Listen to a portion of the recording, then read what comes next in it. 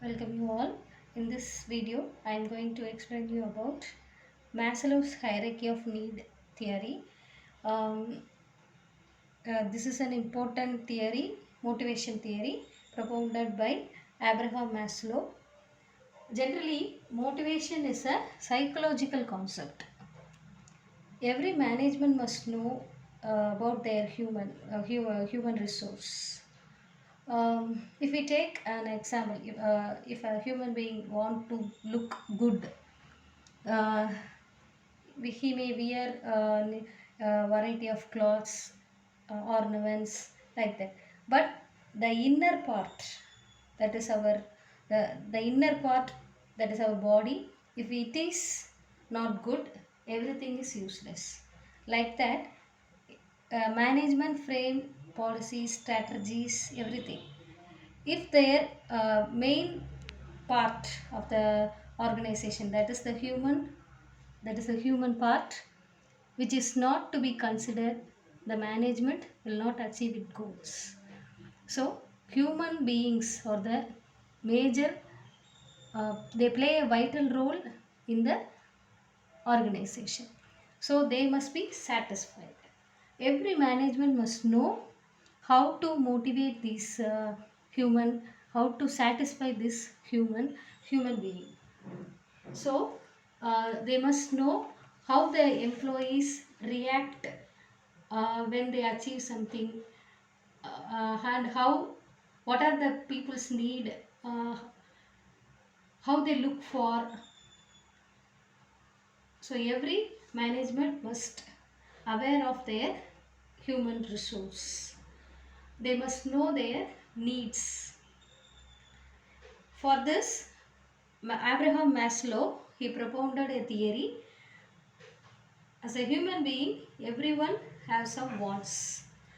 So Maslow classified the human wants into some hierarchy, and if the management satisfy these needs one by one, the employee get motivated.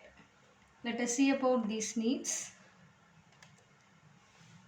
According to Abraham H. Maslow, he is of the opinion that wants or needs are satisfied in an order. So ஒரு நிறுவனத்தில் வேலை பார்க்கக்கூடிய ஒர்க்கர்ஸுக்கு அவங்களுடைய தேவைகளை, ஒவ்வொரு தேவைகளாக நம்ம பூர்த்தி செய்ய அவங்கள வந்து ஈஸியாக நம்ம வந்து மோட்டிவேட் பண்ணலாம், ஊக்கப்படுத்தலாம். ஸோ அப்போ அந்த நீட்ஸ் என்னலாம் அப்படிங்கிறத பற்றி தான் இந்த தியரியில் அவர் சொல்லியிருப்பார். He classified the needs as follows. There are 5 types of needs according to Maslow. The first one is basic needs, அடிப்படை தேவைகள்னு சொல்லுவோம். தென் சேஃப்டி நீட்ஸ், பாதுகாப்பு தேவைகள். Social needs, that means love needs, belonging needs, etcetera. Then esteem needs. Then self actualization needs. Let us see about these needs in detail. So I represent these needs in a hierarchy form because these needs are to be satisfied by one. So it is given in a hierarchy. The first need, that is basic needs, அடிப்படை தேவைகள்னு சொல்லுவோம். The basic physiological needs or the biological needs required to preserve human life. These needs represent the primary human needs of human body, such as food, clothing, sleep, hunger, thirst, etc. இந்த உலகத்தில் நம்ம வாழறதுக்கு நமக்கு சில விஷயங்கள் கண்டிப்பாக தேவை அப்படின்னு இருக்கும். ஸோ அப்படி உள்ள சில பேசிக் அடிப்படையான தேவைகளை தான் நம்ம இங்கே பேசிக் நீட்ஸ் அப்படின்னு சொல்கிறோம்.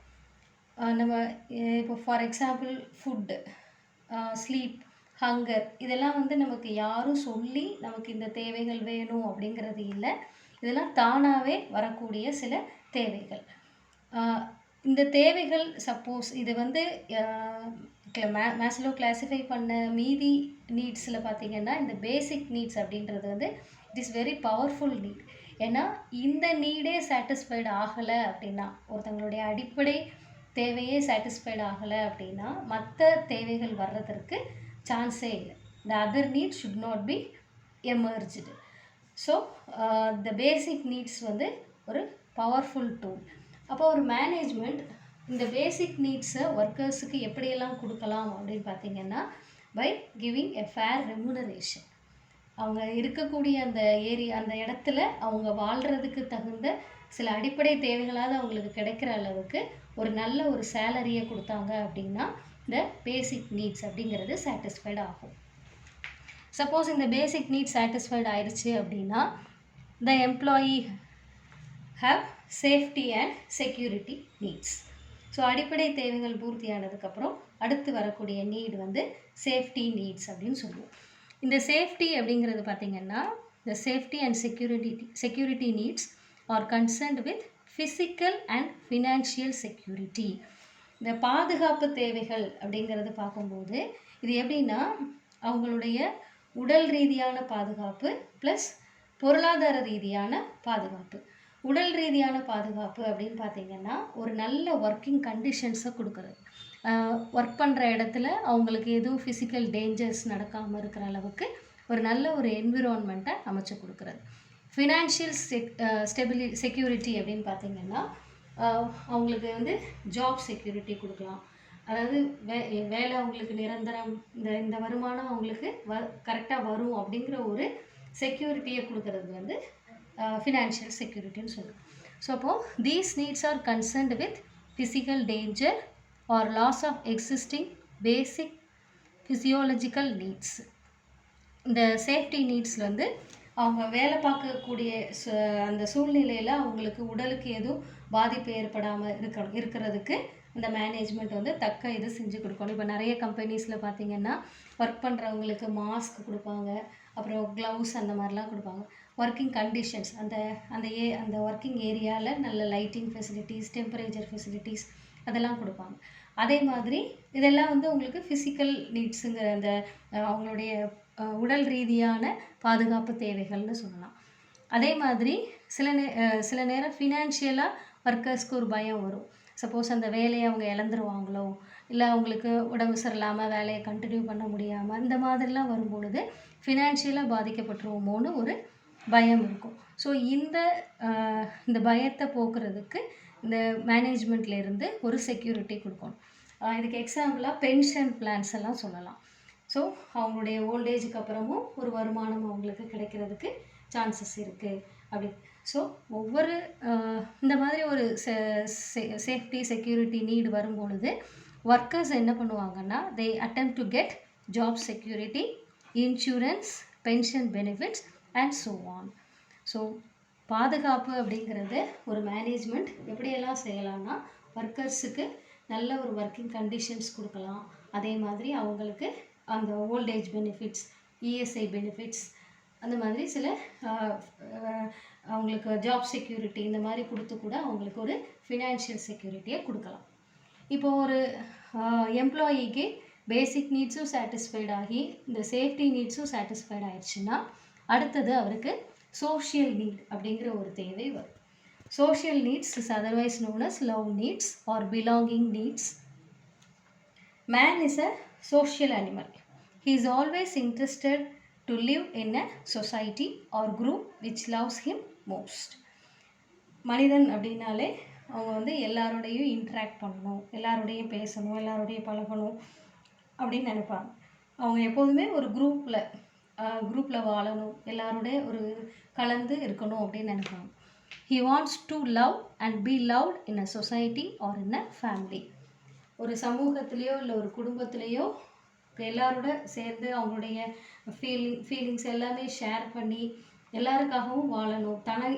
தன்னையும் எல்லாருக்கும் பிடிக்கணும், மற்றவங்களையும் பிடிக்கிற மாதிரி தானும் நடந்துக்கணும் அப்படிங்கிறது எல்லா மனிதர்களுக்குள்ளேயும் இருக்கக்கூடிய ஒரு பேசிக்கான ஒரு விஷயம். இதை தான் வந்து சோஷியல் நீட் அப்படின்னு சொல்கிறோம்.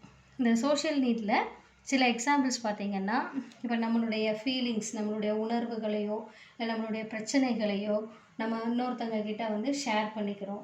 நம்மளுடைய அன்பு மற்றவங்க கிட்ட ஷேர் பண்ணிக்கிறோம். நம்ம நினைக்கிறத மற்றவங்க கிட்ட கான்வர்சேஷன் பண்ணுறோம். அதே மாதிரி நம்ம ஒரு சப்போர்ட்டிவாக மற்றவங்களுக்கு இருக்கிறோம். இது எல்லாமே வந்து லவ் நீட்ஸ். ஸோ எந்த ஒரு மனிதனாக இருந்தாலும் சரி, தனக்கு ஒரு தன் கூட ஒரு சோஷியல் கான்டாக்ட் இருக்கணும் அப்படிங்கிறது கண்டிப்பாக எல்லாருமே நினைப்பாங்க. ஸோ அதுக்கு மேனேஜ்மெண்ட் வந்து என்ன பண்ணணும் அப்படின்னு பார்த்தீங்கன்னா, ஒர்க்கர்ஸ்க்கு மத்தியிலும் சரி, ஒர்க்கர்ஸ் மேனேஜ்மெண்ட்டுக்கும் சரி, ஒரு கார்டியல் ரிலேஷன்ஷிப், நல்ல ஒரு ரிலேஷன்ஷிப்பை வந்து கொண்டு வர்றதுக்கு இந்த மேனேஜ்மெண்ட்ஸ் வந்து ஸ்டெப் எடுக்கும். இது சோஷியல் நீட்ஸ்னு சோஷியல் நீட்ஸை ஃபுல்ஃபில் பண்ணுறது. Next one, esteem needs R status needs. Esteem needs are concerned with the awareness of self-importance and recognition. These needs are also called as ego needs or egoistic needs. அதாவது இந்த esteem needs அப்படின்றது பார்த்திங்கன்னா, எல்லா மனிதருக்குமே ஒரு அங்கீகாரம் வேணும் அப்படின்னு ஒரு எண்ணம் இருக்கும். நம்ம பண்ணுற வேலைக்கு ஒரு அப்ரிசியேஷன், ஒரு ரெக்கக்னேஷன் இருந்தால் தான் நமக்கு வந்து அடுத்தடுத்து அந்த வேலையை வந்து ஒரு மோட்டிவேஷனோடு நம்மளால் செய்ய முடியும். ஸோ ஒரு எம்ப்ளாயி, ஒரு நிறுவனத்தில் வேலை பார்க்கக்கூடிய எம்ப்ளாயிக்கு அவர் ஒர்க் பண்ணதுக்கு ப்ராப்பர் அப்ரிசியேஷன், ஒரு ப்ராப்பர் ரெக்கக்னேஷன் கிடைக்கிது அப்படின்னா அவர் இன்னும் நிறைய டாஸ்க், நிறைய விஷயங்களை எடுத்து பண்ணி அச்சீவ் பண்ணுறதுக்கு ரெடி ஆவாங்க. ஸோ இந்த மாதிரி ஒரு எம்ப்ளாயீஸ் எதிர்பார்க்கக்கூடிய இந்த ரெக்கக்னேஷனை அந்த நிறுவனம் கரெக்டாக செஞ்சு கொடுத்தாங்க அப்படின்னா அவங்களுடைய இந்த ஈகோ நீடு அவங்க உணர ஆரம்பிப்பாங்க. அவங்களுக்கு ஒரு செல்ஃப் கான்ஃபிடென்ஸ் கிடைக்கும் எம்ப்ளாயீஸுக்கு. ஸோ இந்த மாதிரி எஸ்டீம் நீட்ஸை வந்து நாம் சாட்டிஸ்ஃபை பண்ண இந்த மேனேஜ்மெண்ட் சாட்டிஸ்ஃபை பண்ண அந்த எம்ப்ளாயீஸ் வந்து மோட்டிவேட் ஆவாங்க. இந்த self confidence, competence, status, recognition are the some of the examples of esteem needs. இந்த எஸ்டீம் நீட்ஸை ஃபுல்ஃபில் பண்ணுறதுக்கு மேனேஜ்மெண்ட்லேருந்து ப்ரமோஷன், அது மாதிரி appreciation, financial rewards, non financial rewards இந்த மாதிரிலாம் கூட கொடுத்து ஒர்க்கர்ஸை வந்து சாட்டிஸ்ஃபை பண்ணலாம். The last one, self actualisation needs. Self actualisation அப்படின்னாலே நம்மளுடைய பொட்டான்ஷியலிட்டியை நம்ம வெளிக்கொண்டு வர, நம்மளால் எந்த அளவுக்கு முடியுமோ நம்மளுடைய ஃபுல் பொட்டான்ஷியலை வெளிப்படுத்துகிறோம். Self-actualization need refer to the desire to become everything that one is capable of becoming. ஒருத்தரால் எந்த அளவுக்கு அந்த வேலையை செய்ய முடியுமோ அந்த ஃபுல் எஃபர்ட்டையும் கொண்டு வர்றது தான் செல்ஃப் ஆக்சுவலைசேஷன் அப்படின்னு சொல்கிறோம். These are the ultimate needs which dominate a person's behavior when all lower needs are satisfied. நம்ம இந்த ஹையரார்க்கியில் சொன்ன பேசிக் needs, safety needs, social needs, esteem needs இது எல்லாமே ஒருத்தங்களுக்கு சாட்டிஸ்ஃபைட் ஆயிடுச்சு அப்படின்னா அவங்க முழு திருப்தியோட இந்த செல்ஃப் ஆக்சுவலைசேஷன் நீடு, இந்த தேவைக்கு வந்துடுவாங்க. தன்னால் எந்த அளவுக்கு தன்னால் அவுட்புட் கொடுக்க முடியும் அப்படிங்கிறத, அதுக்கு எப்போ சான்ஸ் கிடைக்கும், நம்மளுடைய பொட்டான்ஷியலிட்டியை எப்போ ப்ரூஃப் பண்ணலாங்கிற லெவலுக்கு ஒர்க்கர்ஸ் வந்து மோட்டிவேட் ஆகிடுவாங்க. ஸோ அதர் நீட்ஸ் எல்லாம் சாட்டிஸ்ஃபைட் ஆனால் தான் இந்த நீடுக்குள்ளேயே அவங்களால வர முடியும். இதுக்கு ஒரு எக்ஸாம்பிள் பார்த்தீங்கன்னா, if a doctor thinks that he is capable of saving the life of a patient. ரொம்ப ஒரு கிரிட்டிக்கல் கண்டிஷனில் இருக்கக்கூடிய ஒரு பேஷண்ட்டோட இந்த பேஷண்ட்டோட லைஃப்பை என்னால் சேவ் பண்ண முடியும், அதுக்கு என்னால் எஃபர்ட்ஸ் போட முடியும் அப்படின்னு ஒரு டாக்டர் திங்க் பண்ணுறாங்க அப்படின்னா இது வந்து அவங்களுடைய செல்ஃப் ஆக்சுவலைசேஷன் நீட். இப்போ இந்த நீடை பூர்த்தி செய்யணும்னா அவங்களுக்கு ஒரு வாய்ப்பு கொடுக்கப்படணும். So chance for growth, chance for achievement இதெல்லாம் கொடுத்தாங்க அப்படின்னா எம்ப்ளாயீஸ் வந்து நிச்சயமாக இந்த செல்ஃப் ஆக்சுவலைசேஷன் நீட்ஸையும் எம்ப்ளாயீஸ்னுடைய செல்ஃப் ஆக்சுவலைசேஷன் நீட்ஸையும் நம்ம வந்து சாட்டிஸ்ஃபை பண்ணலாம். இதை வந்து செல்ஃப் ரியலைசேஷன் நீட்ஸ் அப்படின்னு கூட நாம் சொல்லலாம். செல்ஃப் ஆக்சுவலைசேஷன் நீட்ஸ் சாட்டிஸ்ஃபைடு ஆக ஆக ஒர்க்கர்ஸ் ஃபுல்லாக மோட்டிவேட் ஆகி அவங்களுடைய லெவலை தன்னுடைய க்ரோத்தை பற்றியே ஒர்க்கர்ஸ் வந்து திங்க் பண்ண ஆரம்பிச்சிருவாங்க. ஸோ அதன் மூலியமாக ஆர்கனைசேஷனுடைய கோல்ஸையும் நம்ம வந்து அச்சீவ் பண்ண முடியும். இப்போது இப்போ நம்ம சொன்ன அந்த 5 நீட்ஸையும் மேஸ்லோ வந்து 2 லெவல் நீடாக கிளாஸிஃபை பண்ணுறாரு. Low level needs, higher level needs, high level needs. Low level நீட்ஸில் first 3 basic needs, safety needs, social needs. அடிப்படை தேவைகள் food, shelter, clothing, safety needs, நல்ல ஒரு ஒர்க்கிங் என்விரான்மெண்ட், சோஷியல் நீட்ஸ், ஒர்க்கர்ஸ்குள்ளே ஒரு நல்ல ஒரு ஃப்ரெண்ட்ஷிப், யூனியன், இந்த மாதிரி இருக்குது. இது எல்லாமே வந்து low level needs. High level நீட்ஸ்னு பார்த்திங்கன்னா esteem needs, self actualisation needs. ஒர்க்கர்ஸ்க்குன்னு ஒரு அங்கீகாரம், ஒர்க்கர்ஸ்க்கு டெவலப் ஆகிறதுக்கு சான்சஸ், இதெல்லாம் ஹை லெவல் நீட்ஸ் அப்படின்னு கிளாஸிஃபை பண்ணுறாரு.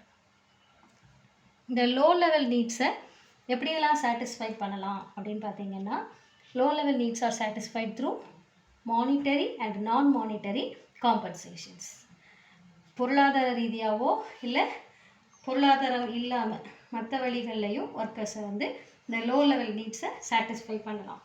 அந்த நான் மானிட்டரி காம்பன்சேஷனுக்கு எக்ஸாம்பிளாக good working condition, கார்டியல் relationship and love and affection, இது எல்லாமே சொல்லலாம்.